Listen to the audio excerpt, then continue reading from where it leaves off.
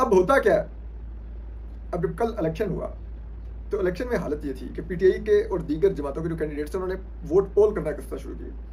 सबसे पहला जो रुकने खैबर पख्तूनख्वा असेंबली गया वोट करने के लिए, वो अंदर गया, उसने अपना उसको वोट की पर्ची मिली, उसने वोट की पर्ची के ऊपर कुछ नहीं लिखा, उसने एक जेब से सादा कागज निकाला, वो वोट बैलेट बॉक्स में वापस डाला। ये लिहाज अली साहब बड़े क्रेडिबल जर्नलिस्ट है केपी के, उनकी रिपोर्ट है कि वो उन्होंने खाली पर्ची बैलेट बॉक्स में फेंकी जो ब्लैंक थी, और जो वोट था, वोट की जो पर्ची थी वो अपनी जेब में डाल के बाहर आ गए। और फिर वो उसी हॉल से मुतसिल एक कमरे में गए जहां पर एक बहुत ताकतवर शख्सियत बैठी हुई थी, और उन्होंने अपनी पर्ची उनके हवाले की।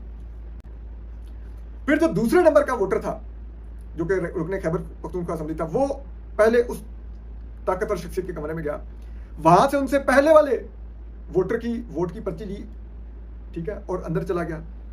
अंदर जाके उसने अपनी पर्ची कटवाई, और अपनी पर्ची कटवा के उसने जो पहले वाले वोटर का वोट था वो पोल किया, और अपने वाली पर्ची अपनी जेब में डाल के बाहर आ गया, और आके उसने भी वही पर्ची ताकतवर शख्सियत के हवाले कर दी।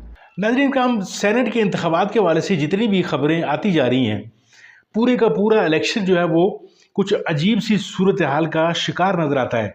अब असद तूर साहब जो है वो अंदर की खबर लाए हैं, पूरा पोस्टमार्टम बल्कि उन्होंने इलेक्शन का कर दिया है। आप ज़रा ये वीडियो देखिए, फिर इसके ऊपर बात करते हैं। अब होता क्या है, अब जब कल इलेक्शन हुआ तो इलेक्शन में हालत ये थी कि पीटीआई के और दीगर जमातों के जो कैंडिडेट्स हैं उन्होंने वोट पोल करना किस तरह शुरू किए। सबसे पहला जो रुकने खैबर पख्तूनख्वा असेंबली गया वोट करने के लिए, वो अंदर गया, उसने अपना उसको वोट की पर्ची मिली, उसने वोट की पर्ची के ऊपर कुछ नहीं लिखा, उसने एक जेब से सादा कागज निकाला, वो वोट बैलेट बॉक्स में वापस डाला। ये लिहाज अली साहब बड़े क्रेडिबल जर्नलिस्ट है केपी के, उनकी रिपोर्ट है कि वो उन्होंने खाली पर्ची बैलेट बॉक्स में फेंकी जो ब्लैंक थी, और जो वोट था, वोट की जो पर्ची थी वो अपनी जेब में डाल के बाहर आ गए। और फिर वो उसी हॉल से मुतसिल एक कमरे में गए जहां पर एक बहुत ताकतवर शख्सियत बैठी हुई थी, और उन्होंने अपनी पर्ची उनके हवाले की वोट की। उस ताकतवर शख्सियत ने उस पर फिर वोट टिक किए कि किस सेनेटर को, उम्मीदवार को कितना वोट जाना है, कौन पहले नंबर पे है, कौन दूसरे, कौन तीसरे पे।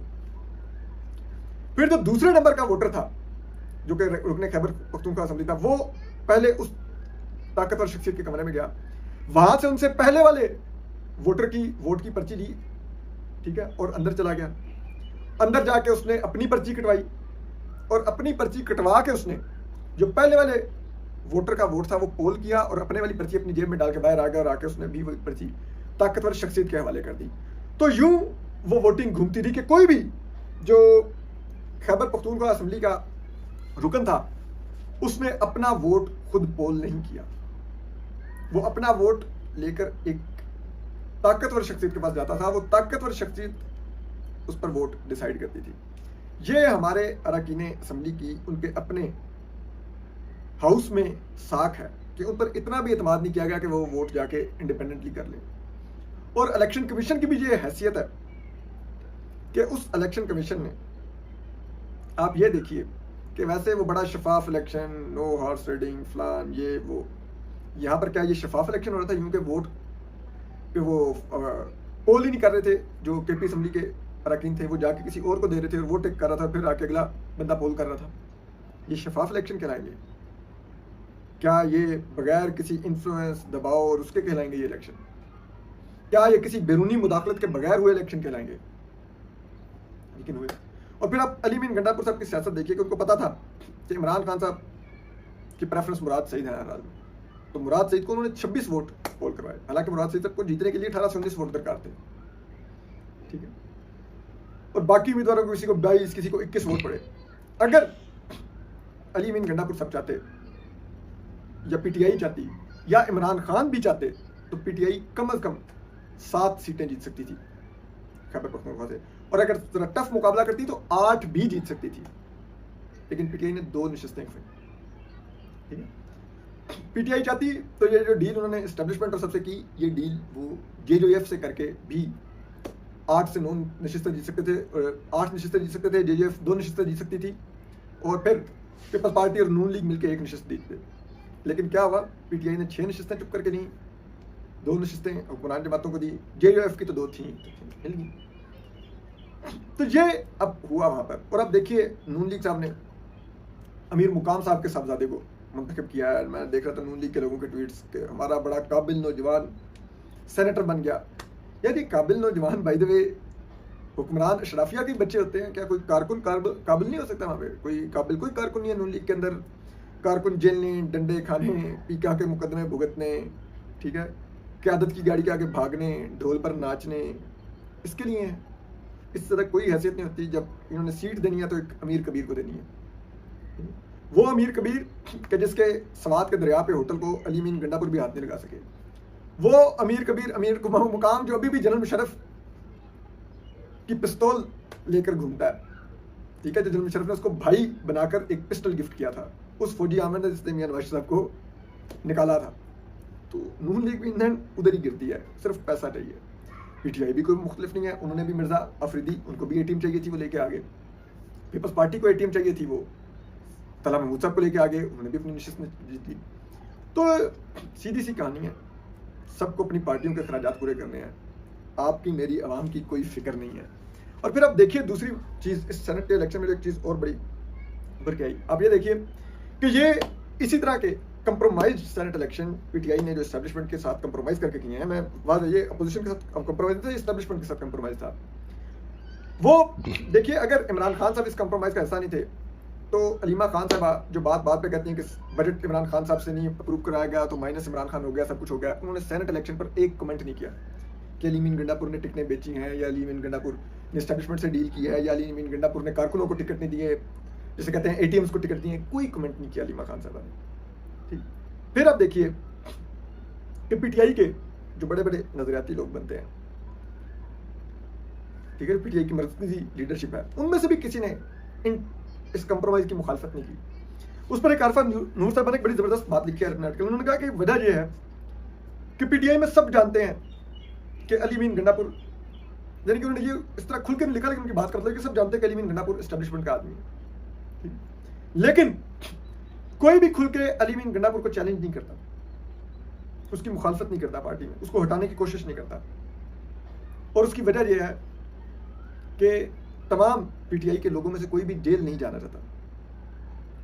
सबको पता है मुश्किल आएगी तो केपी में पनाह मिलेगी, क्योंकि केपी में पीटीआई की हुकूमत है और पीटीआई की हुकूमत अली मीन गंडापुर की सरबराही में है। तो अली मीन गंडापुर अगर आपसे नाराज नहीं होंगे तो आपको किसी भी सरकारी बंगले, रेस्ट हाउस या अपने चीफ मिनिस्टर हाउस में पनाह दे देंगे, तो आप महफूज रहेंगे। और अब इस्टेब्लिशमेंट जो काम दीगर सूबों में लोगों को उठाकर, उनके बीवी बच्चे उठाकर या कुछ करके करवा रही थी पीटीआई के लोगों से, अब वो अली मीन गंडापुर के जरिए बड़ी प्यार मोहब्बत से करवा लेती है कि इधर बंदे को डराया, वो जाके अली मीन गंडापुर के पास छुप गया, और अली मीन गंडापुर ने वो डिलीवर कर दिया एस्टेब्लिशमेंट को, जो एस्टेब्लिशमेंट को वैसे बड़ा जोर लगा के करना पड़ता है, अली मीन गंडापुर यूं बड़े तरीके से उसने एक साइकिल बना दिया कि यूं करें, मैं फिर आपको इधर से घुमा के चीज़ क्लियर कर दूंगा। इतनी सी बात है। लेकिन आप इसमें एक चीज़ जो पाकिस्तान के अवाम को सोचनी चाहिए, जो पीटीआई के सपोर्टर्स को भी सोचनी चाहिए, कि ये है हमारी सियासत, जिसमें अवाम कहीं मैटर नहीं करते। इन्हीं जमातों को जब अपनी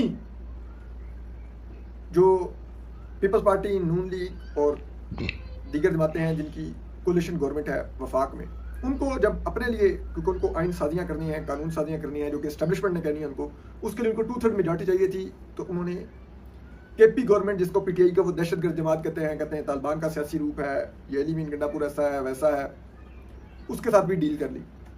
नाज़रीन, हम गंडापुर के वाले से बहुत सारी खबरें जो हैं वो सोशल मीडिया पे या आम जो मीडिया है वहाँ पे भी गर्दिश करती रहती हैं, इसी वाले से कि वो इस्टेब्लिशमेंट के साथ उनका जो है वो झुकाव ज़्यादा है, इस्टेब्लिशमेंट के साथ उनकी डीलें जो हैं वो होती हैं। और ख़ास तौर पे वो आपको याद होगा वो लॉन्ग मार्च कि जब इस्लामाबाद से जो है वो मौसूफ डी चौक से जो है वो भाग कर हरीपुर के रास्ते से पेशावर पहुँच गए थे। उसके बाद से इनकी जो सरगर्मियाँ हैं वो कुछ मशकूक जो हैं वो करार दी जाती हैं, और पीटीआई के हलकों में भी इनको ऐसे ही देखा जाता है। अब हकीकत से इस पे कितनी है, कितना झूठ है और कितना जो है वो ये चीज़ें सारी हो रही हैं, ये तो गंडापुर साहब जानते हैं और फिर एस्टेब्लिशमेंट जानती होगी। लेकिन जो करीने के आस चीज़ें लग रही हैं, जिस तरीके से असतूर साहब ने आपको पूरी की पूरी कहानी बताई है कि आईएसआई या इस्टेब्लिशमेंट का पूरा इसमें किरदार, ये सेनेट के इलेक्शन जो केपीके में मुनक़द हुए हैं और जिस तरीके से ये सीटों की जो बंदरबांट की गई है, यानी पीटीआई को बकौल असद तूर के 8 सीटें जो हैं मिलना जो है वो बड़ा इजी यानी ये थी। और ये असद तूर साहब तो 9वीं सीट का भी कह रहे हैं कि 9 सीटें तक भी मिल जाती हैं अगर पीटीआई अपने कार्ड जो है वो सही तरीके से खेल पाती। लेकिन चूंकि गंडापुर साहब जो है यहाँ पे पूरे का पूरा सिस्टम जो है वो देख रहे थे और चूंकि वही लीड कर रहे हैं पूरे इस मामले को, तो उन्होंने बज़ाहिर जो है वो तो यानी एक ऐसा खेल खेला, यानी इस पे अतर काज़मी साहब ने भी उस दिन फरमाया कि इंतहाई बुज़दिलाना किस्म का गेम जो है वो ये जो है गंडापुर साहब ने खेला है।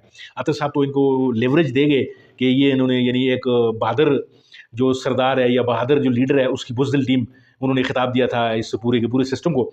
लेकिन असद तूर जो है उन्होंने कुछ और बात की है। उन्होंने ये कहा है कि जो गंडापुर साहब हैं वो दरअसल अंदर अंदर से इस्टेब्लिशमेंट के साथ मिले हुए हैं और ये पूरे का पूरा जो गिनावना जो खेल खेला जा रहा है, ये 3 सीटें जो हैं वो इस्टेब्लिशमेंट को तोहफ़तन पीटीआई की तरफ से दी गई हैं या गंडापुर की तरफ से दी गई हैं। बल्कि असद तूर साहब तो इवन यहाँ तक उन्होंने इशारों में ये बात भी कर दी है कि कहीं खुदा न खास्ता इमरान खान साहब इस पूरे वाक़े में ऑन बोर्ड तो नहीं है। लेकिन मैं ज़ाती तौर पर ये कह सकता हूँ कि अगर इमरान खान साहब ऑन बोर्ड होते इस पूरे के पूरे सिस्टम में, तो फिर मेरा नहीं ख्याल कि वो 2 साल तक जेल जो है वो काट रहे होते। गंडापुर के वाले से मैं कुछ भी नहीं कह सकता। हो सकता है गंडापुर साहब जो है वो किसी मसलहत के तहत या किसी ऐसी कोई टेक्निक जो है वो कर रहे हों इस्टेब्लिशमेंट के साथ, के हो सकता है खान साहब जो है वो इस तरह रिहाई उनको मिल जाए।